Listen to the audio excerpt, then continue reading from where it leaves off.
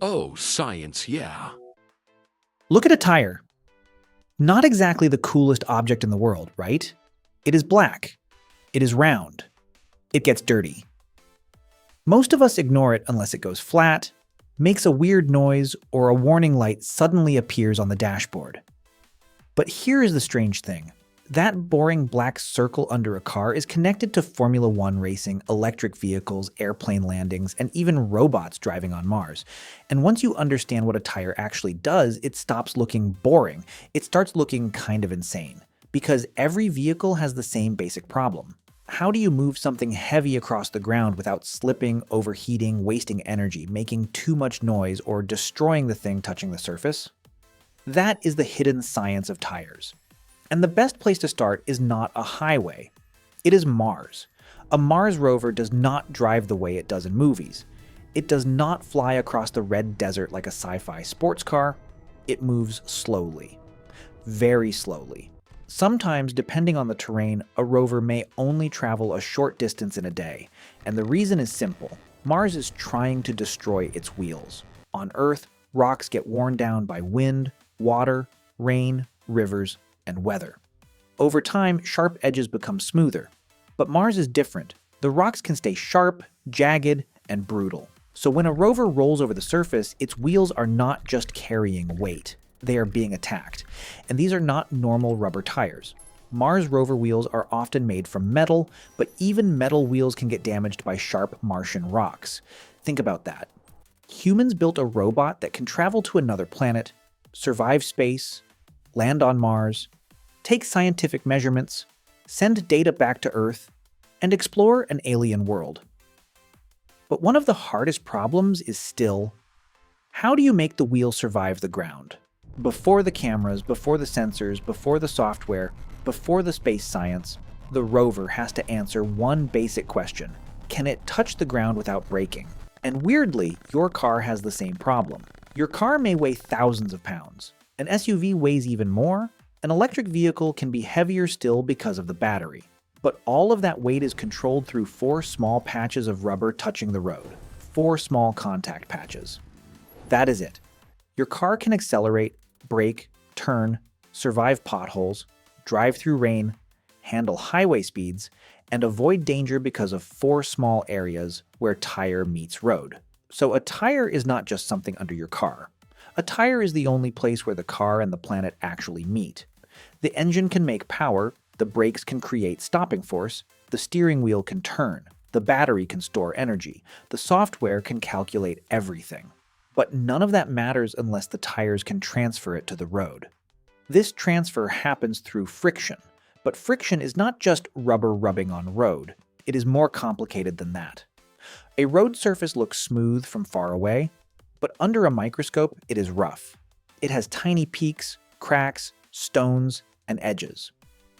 Rubber is flexible, so it can deform around those tiny shapes. The tire grips partly because the rubber mechanically locks into the roughness of the road, and partly because the molecules in the rubber resist sliding. That is why the material matters. If the rubber is too hard, it cannot deform enough to grab the road surface. If it is too soft, it may grip well, but it can overheat and wear away quickly. So grip is not magic. Grip is chemistry plus physics plus surface texture. If the tire cannot grip, the car cannot obey. That is why tires are more important than they look. Most people think a tire is just a thick rubber donut filled with air, but if you cut open a modern tire, it is not simple at all. Inside, there are rubber compounds, steel belts, fabric layers, sidewall structures, tread blocks, grooves, air pressure, reinforcement layers, and chemical additives. A tire is not one material, it is a whole system, and this system has to solve problems that fight each other. It has to be soft enough to grip the road, but strong enough to carry a heavy vehicle. It has to bend enough to absorb bumps, but not bend so much that it wastes energy. It has to last for thousands of miles, but still create enough friction to stop the car quickly. It has to push water away in the rain, but stay quiet on dry pavement. It has to survive cold mornings, hot roads, fast turns, sudden braking, and years of abuse from people who almost never check it. That is why tire engineering is so difficult. Every tire is a compromise. If the rubber is very soft, it can grip well, but it wears out faster. If the rubber is very hard, it may last longer, but it may not stop as well. If the tire is designed to be quiet, the tread pattern has to be carefully shaped. If the tire is designed to save energy, engineers have to reduce rolling resistance. And here is the scary part. During normal driving, you may not feel the difference. The car moves. The steering feels fine. Everything seems normal. But when you brake suddenly, when the road is wet, when you swerve, or when you hit a pothole at speed, the tire stops being background equipment. It becomes the difference between control and no control. A tire may seem boring for years. Then, in 1 second, it matters more than anything else on the car. Now let's talk about the least exciting advice that is secretly very important. Check your tire pressure. I know, it sounds boring, but pressure is not just a maintenance detail. It changes the physics of the tire. A tire is not simply a rubber ring carrying a car, it is a pressurized structure. The air inside helps support the vehicle, while the rubber and internal layers control how the tire touches the ground. Here is the key idea. When a tire rolls, the part touching the road flattens. That flat area is the contact patch. If the pressure is too low, the tire squashes too much. The sidewalls flex more, the rubber bends more, and every time rubber bends, some energy is lost as heat. This is called hysteresis. A simple way to imagine it is this: squeeze a rubber ball over and over again. It does not return every bit of energy perfectly. Some of that energy turns into heat. A tire does the same thing thousands of times per minute while driving. That wasted energy is rolling resistance. More rolling resistance means the car needs more energy to keep moving. For a gas car, that can mean worse fuel economy. For an EV, that can mean less driving range. And heat is not just wasted energy. Too much heat can damage the tire structure over time. So when tire pressure is too low, the tire may wear faster, run hotter, waste more energy, and become less safe. If the pressure is too high, the tire may not touch the road in the ideal way. The center of the tread may carry too much load, the ride can feel harsh, and grip can change. So pressure changes shape. Shape changes the contact patch. The contact patch changes grip. Grip changes whether the car stops in time.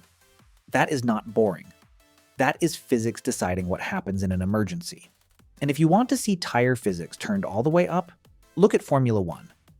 An F1 tire is almost the opposite of a normal road tire.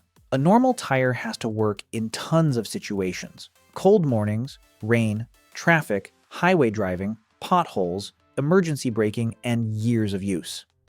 An F1 tire has a much narrower job. It needs to get hot. It needs to create massive grip. It needs to survive extreme braking, acceleration, and cornering forces. But it does not need to last for years. Sometimes it only needs to last part of a race. That is why F1 teams obsess over tire temperature. Rubber changes behavior with temperature. At low temperatures, some rubber compounds act more stiff and glassy. They do not deform into the road surface as well, so they do not grip as well. As the temperature rises, the rubber becomes more flexible and sticky. It can deform into the tiny roughness of the track and create more grip. But if it gets too hot, the rubber can start to break down, smear, blister, or wear away too quickly. So racing tires have a temperature window. Too cold and the tire cannot grip. Too hot and the tire destroys itself. In the right range, it becomes incredibly grippy. That is why race teams monitor tire temperature and pressure constantly. The tire is not just rolling, it is being managed. In Formula 1, you can actually see tire science happening. You see tire blankets, you see pit stops, you see black rubber marks on the track, you see tires wearing down, you see drivers trying to protect the tires while still going as fast as possible. It is tire physics at maximum volume, but the same thing is happening under normal cars, just less dramatically. Your tires also heat up, they also bend, they also lose energy, they also wear down. When a tire rolls, it looks round, but where it touches the road, it flattens slightly. Then it has to return to its shape. That happens over and over again, thousands of times. At high speed, that bending and recovery happens extremely fast. If the tire cannot recover properly, it can create heat, vibration, instability, or damage. So a tire is not just rolling. It is constantly being squeezed, stretched, heated, cooled, and forced back into shape. Now look at the grooves on a tire. At first they may look like decoration, lines, blocks, cuts, angles, patterns. But those shapes are doing real work. They help move water away, they affect grip, they influence wear, and they change the sound the tire makes. Here is one of the coolest details. The tread blocks on a tire are often not evenly spaced. Why? Because sound is vibration. When each tread block hits the road, it creates a tiny pulse of sound. If every block is spaced exactly the same distance apart, those pulses can line up into a strong repeated frequency. That creates a hum or tone that your ears notice. It is like clapping at a steady rhythm. If everyone claps at the same time, the sound becomes loud and clear. But if the rhythm is varied, the sound spreads out and becomes less annoying. Tire engineers use that idea. They vary the sizes and spacing of tread blocks so the tire does not create one strong, irritating tone. Instead, the sound energy gets spread across many frequencies. That means even tire noise is engineered. The grooves are not random. The pressure is not random. The rubber is not random. The wear pattern is not random. Even the sound is not random. And this becomes even more important with electric vehicles. A lot of people ask, do EVs really need different tires? Or is that just marketing? The answer is that the physics is different. EVs are often heavier because of the battery. More weight means more load on the tires. More load means the tire has to support more force at the contact patch. EVs can also deliver instant torque. Torque is rotational force. It is what tries to spin the wheel. In a gas car, power often builds gradually as the engine revs. In many EVs, strong torque can arrive almost instantly. That means the tire suddenly has to turn motor force into forward motion. If the tire cannot handle that force cleanly, it can slip, scrub, or wear faster. EVs also use regenerative braking. That means when the car slows down, the electric motor works like a generator and sends energy back into the battery. But physically, braking still has to go through the tires. During acceleration, the tire is trying to push the road backward so the car moves forward. During braking, the tire is trying to slow the car down by creating force in the opposite direction. Both situations stress the rubber, so EV tires deal with heavier weight, quick torque, regenerative braking, rolling resistance, wear, and noise. And because EVs are quieter than gasoline cars, tire noise becomes much more noticeable. In a gas car, the engine hides a lot of sound. In an EV, suddenly you hear the road, the wind, and the tires. So EV tire design is not just a normal tire with a new label. The vehicle changed, so the tire problem changed. And now we can go back to space. The space shuttle also had tires, but not for normal driving. Their most important job happened at landing. After re-entering the atmosphere, the shuttle had to touch down at high speed and stop safely. Again, the tire mattered most in one short, intense moment. On Mars or the Moon, the problem changes again. You may not use rubber at all. You may need metal wheels, mesh-like structures, titanium, flexible designs, or even rubberless tires. The future tire may not look like the tire we know today. But the question stays the same. How do you touch the ground without failing? That is the hidden story of tires. They are not just black circles under a vehicle. They are chemistry. They are physics. They are materials, science. They are safety engineering. They are racing technology. They are EV technology. They are space exploration.